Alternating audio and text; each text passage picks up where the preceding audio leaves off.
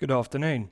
Today I'm going to be comparing the Invicta Pro Diver 8926 OB with my Rolex Submariner date 16610. The Pro Diver is currently available on amazon.co.uk for €109. The Submariner date 16610 was discontinued in 2010, and like all Rolex Submariner dates that have been discontinued, prices have appreciated since it was discontinued. It's currently available on chrono24.com for €8,500 to €14,000 respectively.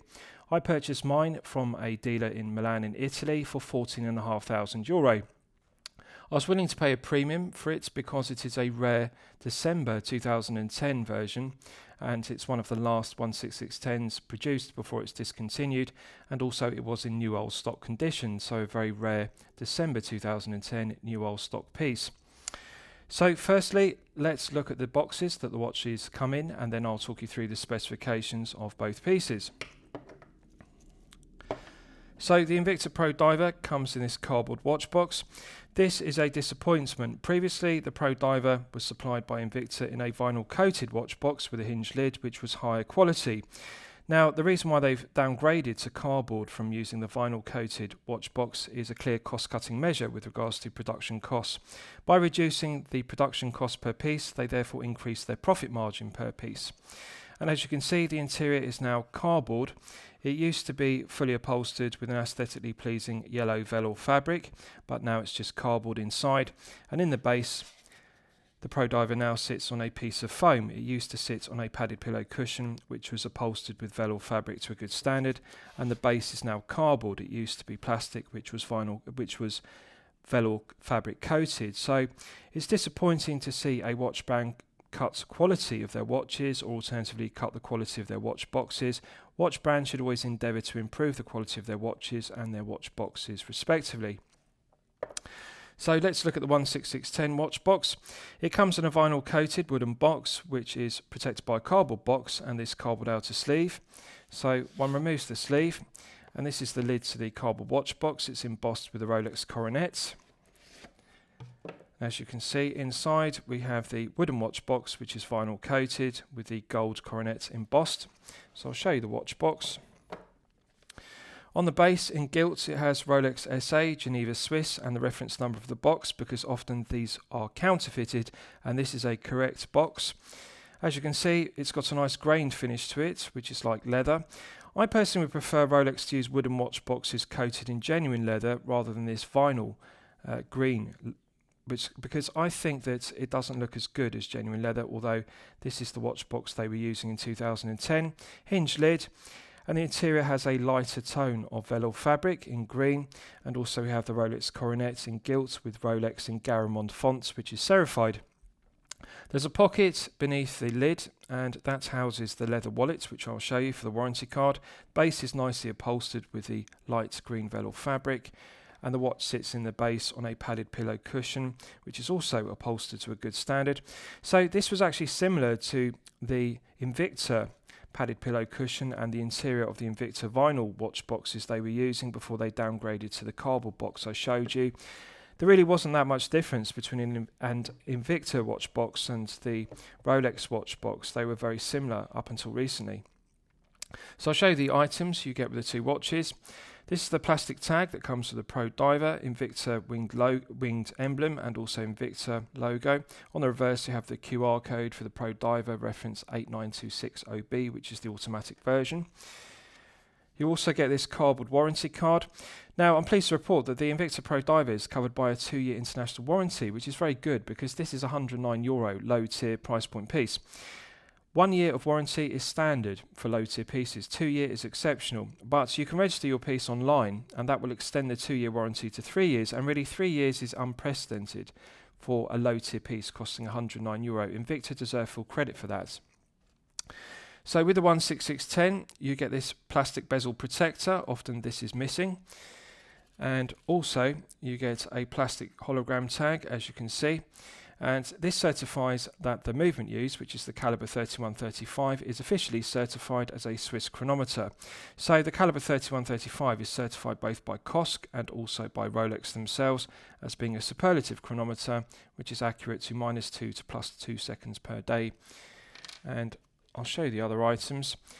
You get this leather wallet, and this is housed in the pocket I showed you beneath the hinged lid, and this houses the plastic warranty card, and on the reverse we have Rolex in gilt with a coronet. It's genuine leather, very aesthetically pleasing, and we have the service manual, and I'll show you the warranty card.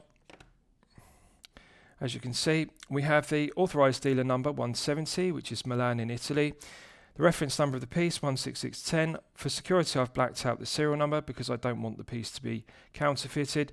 And we have model Oyster Perpetual because the Submariner date is an Oyster Perpetual. And on the reverse, we have the authorised dealer in Milan in Italy. This is a December 2010 piece. It's one of the last 16610s made. And you can see the name of the purchaser is filled in as X. Now, Rolex authorised dealers used to have a policy that when you purchased the watch, you didn't have to have your name put on the warranty card. For example, celebrities prefer to remain anonymous, so the authorised dealer could put X's instead of the celebrity's name. But they subsequently changed their policy so that the purchaser had to put their name on the warranty card. But back in 2010, you could have X's put on the warranty card if you wanted to remain anonymous rather than your real name. So I'll show you the two booklets that come with the watch. You get this Oyster booklet, which is known as instruction manual, and it's in Italian because this watch was originally supplied from an authorised dealer in Milan in Italy. And lastly, one also gets this Rolex Submariner owner's manual, and it explains the operation of the movement used, the Rolex caliber 3135 automatic. So really not that much difference between the two pieces, bearing in mind the massive price difference, €109 versus €8,500 to €14,000 respectively. I don't regard the Submariner date as a €14,500 piece, which is what I paid for it. The reality is the Submariner date 16610 is a €2,000 watch, which is retailed at a higher price point. And now it's discontinued. The price has appreciated beyond that, but I always saw it as a €2,000 watch, not a €14,000 piece.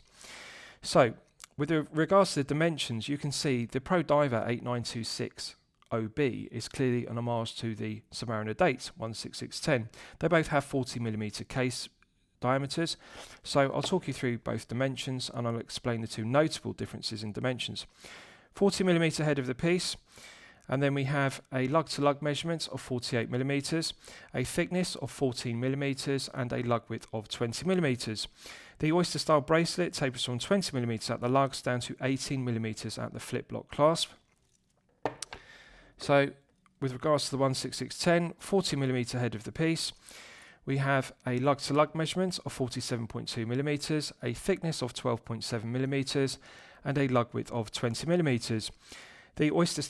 The Oyster bracelet tapers from 20mm at the lugs down to 16mm at the flip-lock clasp. So let's just compare the two clasps. They're not actually very different, both pressed stainless steel. The Invicta uses 316L grade and the Submariner date uses 904L Oyster steel. So 316 and 904L, as you can see, similar luster, similar silver tone to them, but the 904L is blended differently. But if you look at the gauge of the two flip-lock clasps, you can see they both have a very light gauge of stainless steel. And there's not that much difference in the proportions of the flip-locks. The coronet is embossed, which is aesthetically pleasing, versus the Invicta winged emblem and Invicta logo engraved, but they're both finished to very similar standards. The Pro Diver deserves credit because the mirror polishing is done to a good standard, 4 micro adjustment holes, and the brushed satin finishing has a beautiful luster, no sharp edges, no burrs, doesn't have sharp corners. It's actually a very well made pressed stainless steel clasp. Same applies to the Submariner date clasp, as you can see, mirror polished, 4 micro adjustment holes, beautiful luster to the 904 Oyster steel, and needless to say, no sharp edges, no burrs, doesn't have sharp corners. So I'll show you the interiors, and you can see they're actually very similar in terms of the quality. And this is something I want to level criticism at Rolex for, because all throughout the production of the 16610 until 2010, when it was discontinued, they used these pressed stainless steel clasps. As you can see, it's made from 904L Oyster steel. But if you look at the quality of the two clasps, you can see they're both actually very similar. The main difference is on the Pro Diver, it's tapered, but on the Submariner dates, you can see it's parallel and straight, it doesn't taper. But credit where credit's due. The Pro Diver mirror polishing is good, the hinge pins are a tight fit, the quality control and the tolerances are good, no sharp edges, no burrs, and it actually feels like a very comfortable clasp. Usually I'm critical of watch brands in the low tier using pressed stainless steel clasps such as this one, because now the industry standard in 2024 has become solid milled 316L grade stainless steel clasps. It's a clear cost cutting measure, still used by Seiko, which I'm critical of, that Seiko is still using pressed stainless steel clasps rather than solid milled stainless steel clasps. But however, this was the style of clasp used on the 16610, and the Pro Diver is an homage to it, so it's actually accurate because, as you can see, it's pressed 904L oyster steel. Nice detail to it because we've got the embossed Rolex, as you can see. No sharp edges, no burrs. Needless to say, the hinge pins are a tight fit. The tolerances are good, the quality control is good. But this was a clear cost-cutting measure prior to the glide lock clasp being introduced in 2011 in the successor to the 16610, which was the 116610LN, the Submariner date I've previously owned and reviewed on my channel. So the glide lock clasp was a notable enhancement because it gave micro adjustment versus the 4 micro adjustment holes in the flanks. It does snap shut with a nice positive click, and the secondary click of the flip lock is good.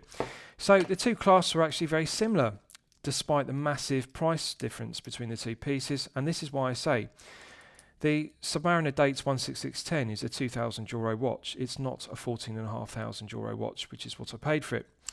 So two notable differences between the dimensions: the taper of the bracelets. 20 to 18 on the Pro Diver versus 20 to 16.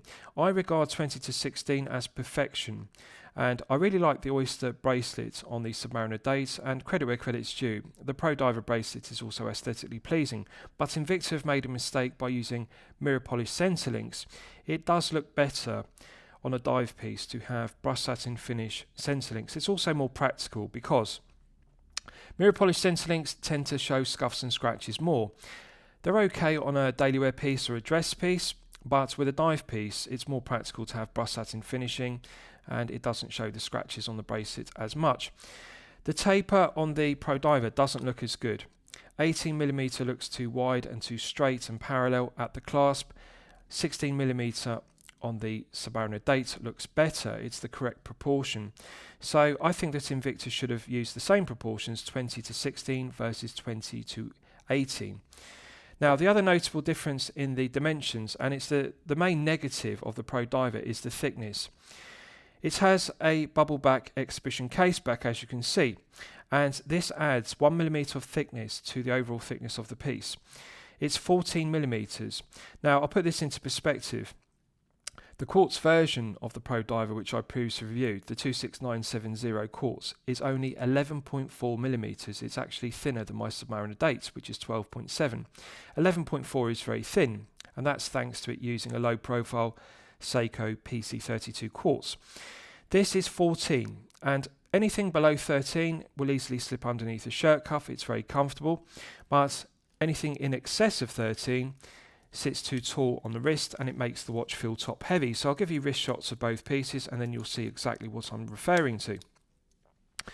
Look at the huge gap due to the bubble back case back. There's a huge gap beneath the tips of the lugs, and it also pulls the end link in the bracelet tall because this doesn't use male end links. As you can see, it has hollow folded end links which are like a female end link, but you can see there's a huge gap beneath the undercuts of the case. It sits top heavy and tall on the wrist, 1mm too tall. So at 14mm, this is more difficult to slip underneath a shirt cuff. If you wear business shirts, it just doesn't wrap around the wrist as well. It's not as snug due to the large gap, and when you flex the hand and the wrist like that, you can see it exacerbates the bubble back case back sitting tall on wrist. They could have corrected this very easily by using a solid stainless steel case back as per the quartz version, the 26970. This uses an exhibition case back glazed with mineral crystal, and they've made it too thick in order to give it 200 meters of hermetic seal. The problem with using exhibition case backs as per the Seiko 5KX, which only has 100 meters of hermetic seal, in order to make it water resistant to 200 meters, they need to make the crystal thicker, and that adds 1mm of thickness to the case back. So had they used stainless steel, they could have reduced it to 13, but it's 14. And yes, it's nice to have an exhibition case back showing off the movement, but the negative is it makes the Pro Diver 8926 OB automatic sit too tall on the wrist. So that's the main negative. The 20 to 18 taper is incorrect. It should have been 20 to 16. And also the exhibition case back is 1mm too thick. It makes the watch 14mm thick instead of 13. So in comparison, I'll show you my 16610 on wrist, and you can see the benefits of it having a low profile head of the piece. And although it does have a bubble back case back, it's more low profile. One doesn't have that huge gap beneath the tips of the lugs. Now bear in mind, this uses male end links. It doesn't use female pivoted end links. Rolex could have actually improved the fit of the 16610 by using female pivoted end links as per the Black Bay 58, because that would have pulled the end link in the oyster bracelet closer to the wrist. If you look, you can see there's still a gap underneath the tips of the lugs, but it does sit very snug and very close to the wrist. And this is only 12.7, so needless to say, it will easily slip underneath a shirt cuff. If you wear business shirts, it's an incredibly slender piece. Anything below 13 will slip underneath a shirt cuff. At 14mm, the Pro Diver is 1mm too thick, and it's a real shame because it was a simple thing to get right. They should have used a stainless steel case back rather than an exhibition case back. So the fit and comfort level of this is better, even though it's got a bubble back oyster steel case back. I'll show you the two case backs. So this one is made from 9040 oyster steel. It's sterile, no engraving, very smooth and comfortable to wear for long periods of time. So as you can see, longitudinal brush satin finishing to the center section, which contrasts with the mirror polishing circumference, and it's coin edge finished and finished to perfection. Very smooth, sterile, no engraving whatsoever, so very flat and comfortable against the wrist. And although it's got a bubble back profile to it, as you can see, it's only 12.7, so it does sit very snug to the wrist due to the curved undercut of the flanks. So very well executed case back, 300 meters of hermetic seal. And I'll show you the Pro Diver case back in comparison. You can see it has a thicker bubble back profile to it. Mirror polishing is done to a good standard, engraved with the specification. And yes, it is nice to have an exhibition case back showing off the movements. And Invicta used to use yellow stickers on their rotors, but they've now deleted this sticker, and it actually looks better just with these sterile, oh, it's not sterile, it's actually engraved with an H35A, but the point is, it looks better without this yellow sticker on it, which was abhorrent. This stainless steel plain NH35A rotor actually looks better. But you can see the mineral crystal is too thick because they've had to make it 1mm thicker to give it 200 meters of water resistance. And there's a huge gap beneath the underside of the mineral crystal and the rotor. They've done that to give adequate clearance. For example, some collectors have tried to modify the 8926 OB automatic Pro Diver you're looking at with the quartz's case back because it's very flat and it's stainless steel and thinner. And they found that it fouls the rotor. There's not adequate clearance between the underside of the stainless steel case back used on the quartz and the rotor of the NH35A. The only way to get the quartz case back to fit the automatic is by you have to remove the rotor and make it a manual wind only NH35A, and then you can fit the quartz case back, and that reduces the thickness by 1mm. So if they'd used the stainless steel case back, they could have reduced the thickness of the piece down to 13, but they didn't. They used this thick exhibition case back with a thick mineral crystal, and it's a cost-cutting measure because it's mineral crystal glazed. It's not sapphire crystal, although it does do a good job of displaying the movement. Now, with regards to the dials, if you look closely at both Rehorts, I'll show you the Pro Diver first to clarify what I'm referring to. Look at the depth of the Rehort. This is a main negative of the Pro Diver. The NH35A is a thick movement. Now, the problem with NH35A powered watches is often they're very thick. They're in excess of 13mm because the head of the piece needs to have enough depth to house the thick NH35A caliber. Look how thick the Rehort is.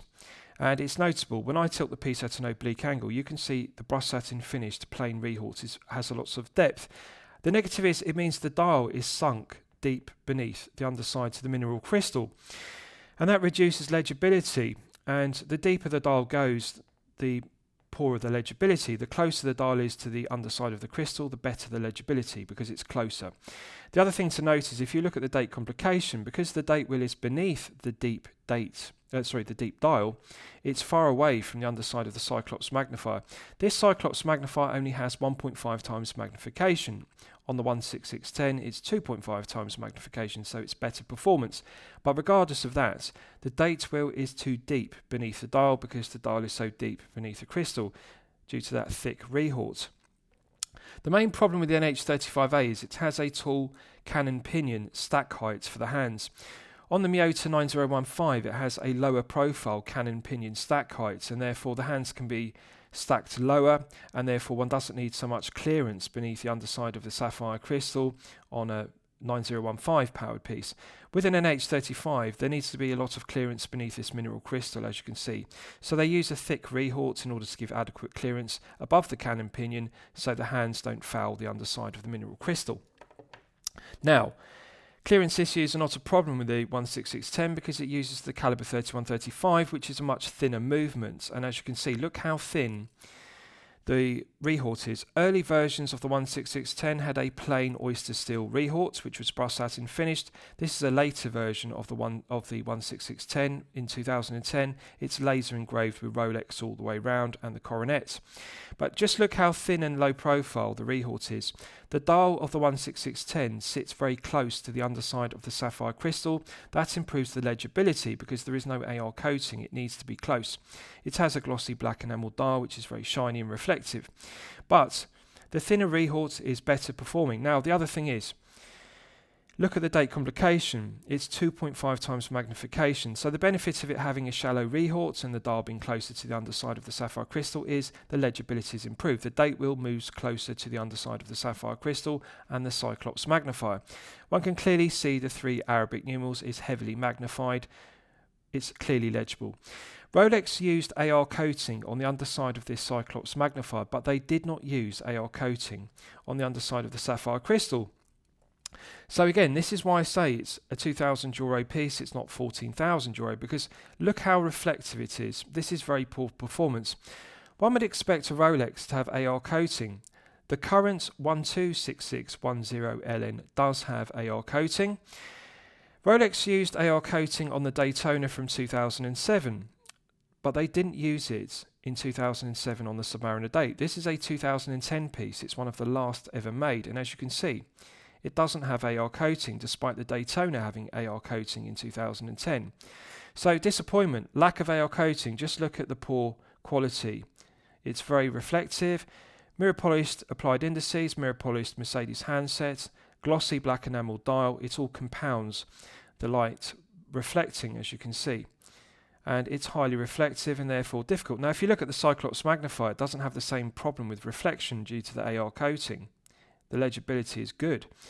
So they should have been using AR coating from 2007 onwards as per the Daytona. So I'm going to level criticism at Rolex for that.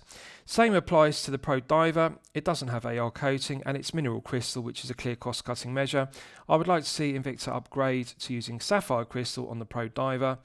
The Mercedes handset is correctly proportioned, but however there's a colour tone mismatch. Look at the lume on the hands, which is Tritznite Luminova. It's another cost-cutting measure. They didn't use C3 Super Luminova. They've downgraded to Tritznite Luminova, which is cheaper. Look at the hands. You can see it's a lighter tone of Tritznite Luminova. There's a darker green tone to the applied indices, so there's a colour mismatch. But regardless of that, the dial layout is very similar to the Submariner dates, which it is an homage to. One thing I actually prefer about the dial of the Invicta to the Submariner dates, they use silver text for the minute ticks on the chaptering, but also look at the text on the dial, it's not white. And they deserve credit because silver actually looks very aesthetically pleasing. It's something I liked about my Tudor Black Bay 58, which was the blue version. It used silver on the dial rather than white. And I actually think silver looks better.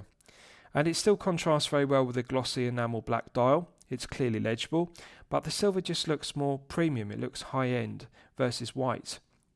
Quality of the printing of the text is high definition, and I like the silver chaptering ticks. I think it's actually better looking.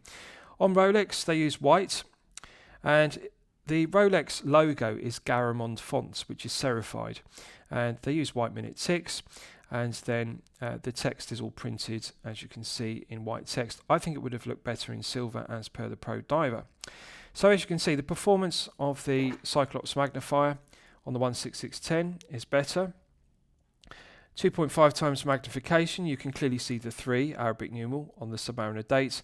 Harder to read on the Pro Diver, which only has 1.5 times magnification. I would like to see Invicta upgrade the Cyclops magnifier to 2.5 times from 1.5 times magnification, because you can clearly see the benefit, but it is compounded by the depth of the date wheel and the depth of the dial, because it's so far away from the underside of the crystal. If you look at the Submariner date, you can see how close the dial is to the crystal due to the low cannon pinion stack height of the hands. Right, so let's test the screw down crown execution. Solid 316L grade stainless steel screw down crown, provides 200 meters of hermetic seal, coin edge finished, nice chamfer to it, mirror polished domed cap, embossed with the Invicta cross emblem to a good standard. Let's test unscrewing it. Feels silky smooth, very good. Doesn't take a lot of turns to unscrew it fully. So we're now in the manual wind position. Let's test manually winding the NH35A automatic. One can feel the tension in the mainspring gradually building up to its maximum 40-hour power reserve. Nice light resistance to it, feels smooth, and I like the feeling of manually winding it. Pulling it out to the first click position is the quick set date complication. Rotating the crown anti-clockwise advances the quick set complication. So it's an absolute pleasure to set the date on the NH35A. Nice positive indexing. Pulling it out to the second click position hacks the movement. I've now hacked the second hand. You can see it's now stopped dead. So it's possible to set the time precisely to the second. Setting the time, it feels good. Nice light resistance to the movement. And it feels smooth all the way through the 360 degrees, both clockwise and anti-clockwise. Minimal back play in the gearing, which is good. Feels like a good solid movement, and of course it is. It's robust. The NH35A is a well-proven, reliable workhorse caliber. Pushing it back in, it's got a nice positive click, and that restarts the movement. The second hand begins to sweep around the dial once again. So let's test screwing it back down. Immediate thread pickup. There's a good interface between the internal thread of the stainless steel crown and the external thread of the crown tube. This is silky smooth, and it also has excellent quality control and tolerances because the threads mesh very well. There's an immediate pickup between the internal thread of the stainless steel crown and the external thread of the stainless steel crown tube. 200 meters is good specification. They deserve credit. This is excellent screw down crown execution. So let's test the screw down crown on the Submariner dates. 904L oyster steel, coin edge finished, nice chamfer to it, mirror polished domed cap, and embossed with the Rolex coronet to a good standard. It has 3 embossed dots beneath the coronet. The 3 dots denote trip lock rather than a line or 2 dots. So the trip lock crown has 3 hermetic seals, 3 rubber O-ring gaskets, 2 inside the crown tube and 1 inside the crown itself. On the Pro Diver, it only has 2 rubber O-ring gaskets, 1 inside the crown tube, 1 inside the crown itself. Hence, 200 meters on the Pro Diver, 300 meters on the Submariner dates due to the trip lock 3 hermetic seals. So unscrewing it is absolutely silky smooth. It's perfection personified. Needless to say, threading is perfect. One doesn't have to unscrew it many turns before it pops out, and 300 meters is strong specification.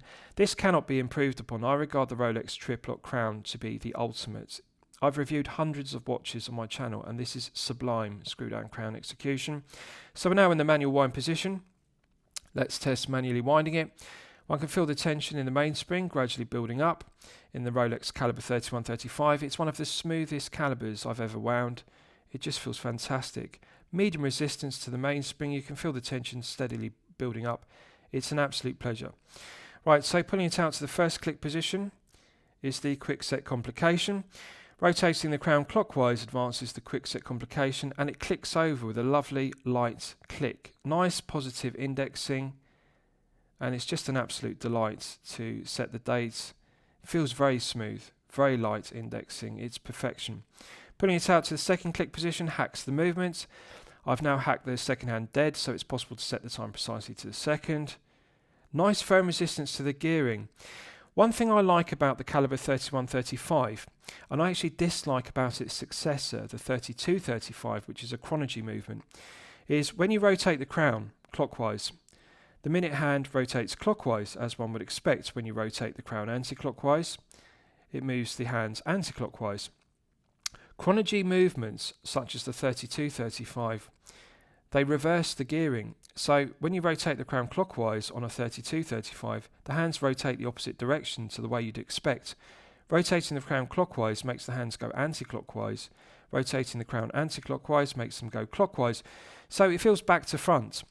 The movement is reversed, the gearing is reversed. And this is something I dislike about chronology movements, the successor to the 31-35.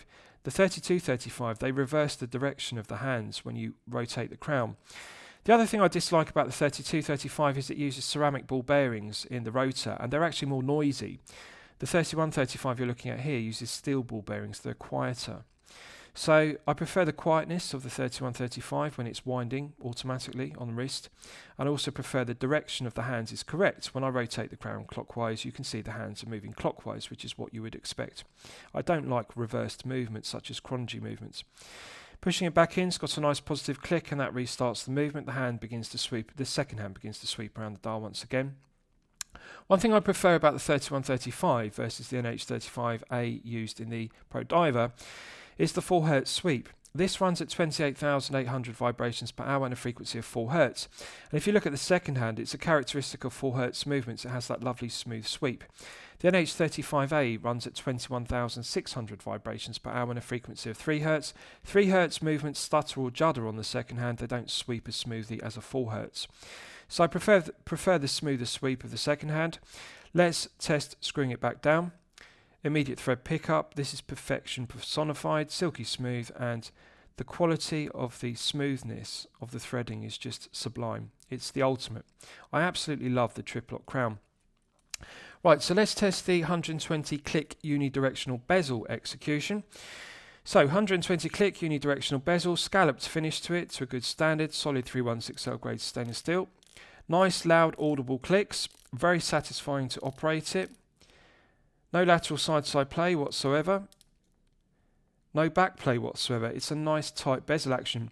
Feels very similar to a Seiko 5KX bezel action, which you'll be familiar with. And I like that positive, loud, audible click. The heavy ratcheting mechanism feels very sprung-loaded, nice and tight. Let's just check the alignment. Feels even all the way through the 360 degrees, which is good. Doesn't get lighter or tighter. Right, so one more click and we're at 12. Bang on 60. The loom pip and triangle perfectly aligned with the 12 o'clock index and the 60-minute tick on the dial. So 10 out of 10, 120 click unidirectional bezel execution. No lateral side-side play, no back play, and perfect alignment. This is an example of Invicta is giving other low-tier brands such as Pagani Design how to get bezel execution perfect. It feels nice and tight. No lateral side-side play, no back play, perfect alignment. This is 10 out of 10. And this is a low-tier piece costing €109. The bezel execution is outstanding. They deserve full credit for it. So let's test it on the 16610. 120 click unidirectional bezel. Lighter ratcheting mechanism to it. I actually prefer a heavier ratcheting mechanism. I always think on the Submariner date, the bezel execution is too light. I think they should have made the ratcheting mechanism heavier, more sprung-loaded, more resistance. The clicks aren't as loud and audible. I prefer louder clicks.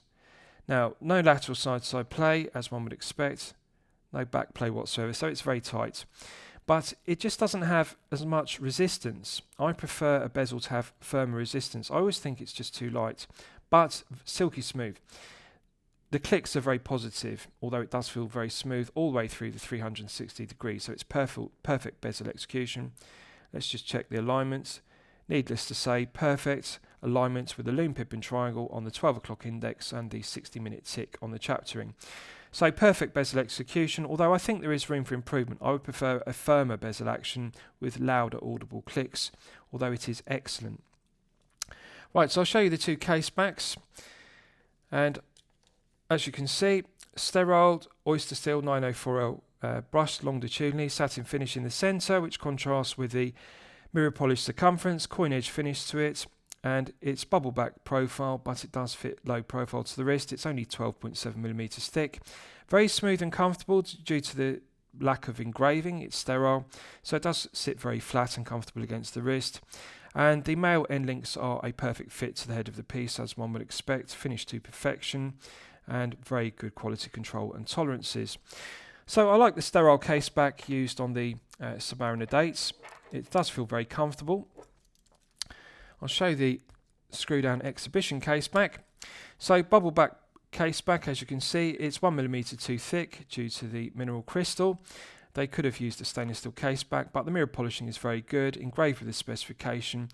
It uses mineral crystal, which is a cost-cutting measure. I prefer to see sapphire crystal used, and it uses hollow folded end links rather than solid end links, so that's a cost-cutting measure. Although the finishing is good to the undersides of the head of the piece, no sharp edges, no burrs, and it's mirror polished to a good standard. Right, so let's do lume tests on both pieces and compare them side by side. So the Pro Diver uses Trittonite Luminova, and this Submariner date 16610 uses Super Luminova. Early versions of the 16610 used tritium, which was succeeded by Luminova, and then the Luminova was succeeded by Super Luminova. And the Super Luminova, which has a green tone to it, looks like C3. So the performance is better. Super Luminova performs better than tritium. Tritium was radioactive, so they stopped using it due to the radioactivity, and then they used Luminova, which wasn't radioactive. Then they upgraded it to Super Luminova, which has better performance. But on the Pro Diver, it still uses Trittonite Luminova, which unfortunately is poor quality. Luminova is not as bright as Super Luminova. Right, so that's now fully charged on both pieces, and I'll hold them side by side. So as you can see, clearly the Submariner date 16610, which uses green Super Luminova, which is like C3, performs better. It's glowing brighter on the lume pip, the applied indices, and the Mercedes handsets. Now bear in mind, this is not a 2024 piece. The 16610 you're looking at is 14 years old, so the Super Luminova is 14 years old. This is a 2010 piece, right? So still after 14 years, the Super Luminova is performing the same as it did back in 2010. And that's the benefit of Super Luminova. Tritium degrades with time. It patinas, which is very aesthetically pleasing, but it also loses performance. The radioactivity, the half-life of the exciter declines exponentially with time. So as tritium gets older, the half-life means that it degrades. So with the Trittonite Luminova used on the Pro Diver, you can see initially it's glowing less brightly. There's a colour tone mismatch between the hands. The hands are glowing brighter than on the applied indices and the lume pip, and that's due to more layers being applied on the Mercedes handset than the applied indices. I would say we're looking at 5 to 6 layers of application of Luminova on the handset and only 3 to 4 layers on the indices, and therefore you get the colour tone mismatch. The indices look a different shade of green to the handset. So as you can see, the performance on the Pro Diver is not as good.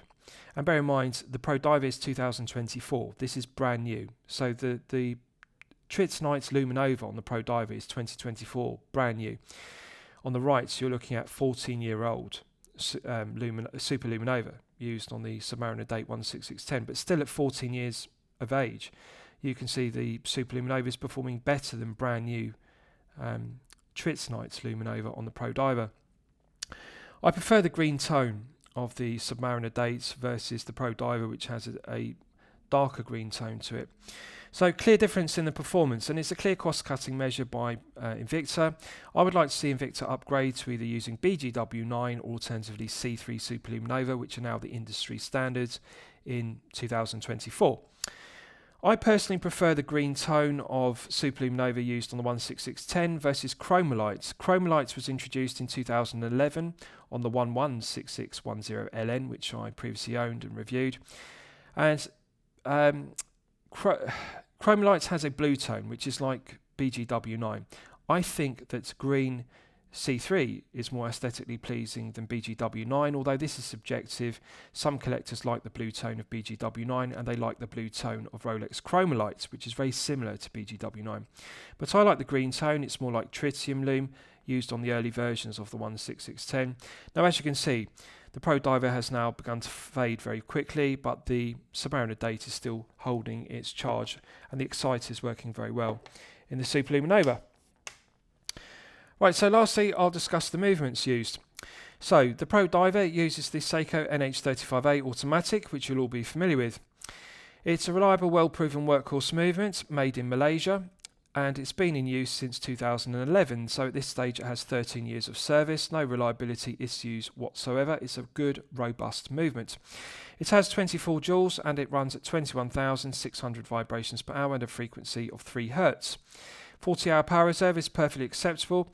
It has hand winding and hacking, which is used for complications, and a quick set date complication, which I showed you.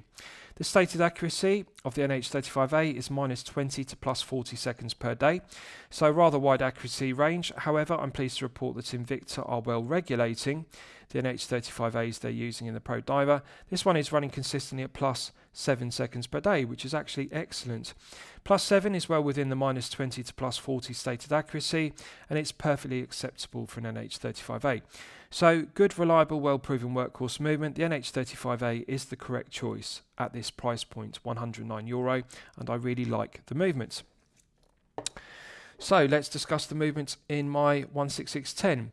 This uses the Rolex Caliber 3135 automatic, which has been in use since 1988. So it's a reliable, well-proven, outstanding caliber, one of the greatest Rolex calibers ever made. I regard the 3135 as a perfect automatic movement. The build quality, quality control, reliability and the finishing of the 3135 are sublime. Because it's been in use since 1988 and until it was discontinued in the 2010 16610 you're looking at here, it's well proven. No reliability issues whatsoever. It's a quiet movement, quieter than the successor, the Chronology version, which is the 3235, which uses ceramic ball bearings in the rotor. I prefer, as I've detailed, the steel ball bearings used in the 3135 because the rotor is quieter. The other thing I prefer about the 3135 used in this piece versus its successor, the 3235, as I've detailed, is the Chronology movement reverses the gearing, so the hands move the opposite way to the crown. This one is correct. When you rotate the crown clockwise, the hands move correctly. The 3135 has 31 joules. It runs at 28,800 vibrations per hour and a frequency of 4 Hz. 48-hour power reserve, so that's an advantage it has over the NH35A. It has an additional 8 hours of power reserve. The NH35A has 40 hours, this has 48. Hand winding and hacking are useful complications. Quick set date complication is also useful. This is COSC chronometer certified, and it's also certified by Rolex themselves as a superlative chronometer. So what that means is it's tested to -2 to +2 seconds per day, superlative chronometer accuracy. Now, this Caliber 3135 used to have a 5-year service interval, but it's now 10 years because after 2010, when the movement was updated to the Caliber 3235, Rolex also upgraded the lubricants used in their calibers. So this now uses a high performance lubricant, and what that means is it's extended the service interval from 5 years to 10 years. So previously you had to get the movement serviced every 5, now it's every 10 years, so that's good. And that's just due to changing the lubricants, Rolex creating a high-performance lubricant for use in their chronology movements, such as the Caliber 3235, which can also, the same lubricant can be used in this, the 3135. So it's excellent, 10-year service interval, reliable, chronometer accurate, and it's quieter than the 3235. No negatives to it whatsoever. 48 hours of power reserve is excellent, and in use since 1988. It's well proven. It's my favourite Rolex caliber of them all. So lastly, I'll summarise both pieces. What do I think of them overall? Well, the watch on the left is clearly excellent value at €109. It's a good homage to the watch on the right, the 16610. The watch on the right is clearly excellent quality, but it's poor value. As I said at the start of this review, I regard it as a €2,000 price point piece. The quality and the value of this watch should be €2,000. Of course, it's appreciated because it's been discontinued and it's now €8,500 to €14,000, but it's not a €14,000 watch. It's a €2,000 piece retailed at a higher price point. The Pro Diver is a good watch for €109. Yes, it does have some shortcomings. The Luminova is poor quality, the lack of AR coating, mineral crystal, doesn't have sapphire, and it only has 1.5 times magnification, hollow end links, and of course mirror polished sensor links. And the bracelets are the last thing I want to discuss. The bracelet on this Pro Diver rattles because it uses push pins as a cost-cutting measure rather than screw pins, and the cumulative effect of there being lots of play in every single push pin is that every link rattles. If you look at the end links, there's also a lot of play because the hole in the centre link in the bracelet is too large. So around the spring bar, there's lateral, longitudinal and up and down play. So it means that the end link in the bracelet, which is hollow, rattles. And the bracelet also rattles. So it's a poor quality bracelet despite being well finished. No sharp edges, no burrs. The quality of the mirror polishing and the brush satin finishing is good. But it rattles on the wrist. Now, on the Submariner dates, solid end links, beautiful luster, no sharp edges, no burrs, doesn't pull arm hair, feels nice and tight. Screw pins in the bracelet rather than push pins. Beautiful luster to the 9040 oyster steel, but doesn't rattle. No play whatsoever. Lateral, longitudinal and up and down. Nice smooth articulation.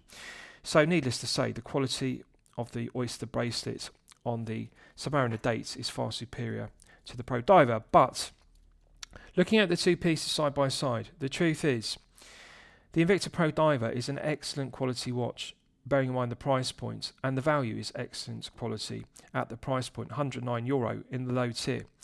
The screw down crown execution is excellent, the bezel execution is excellent, and they are two of the key elements that I look for when reviewing a dive piece. The Submariner dates is excellent quality but poor value. So I'm going to recommend both pieces to you for your consideration. I hope you've enjoyed my comparison of the Invicta Pro Diver 8926 OB and the Rolex Submariner dates 16610. Please feel free to post your own comments below the video. Thank you for watching.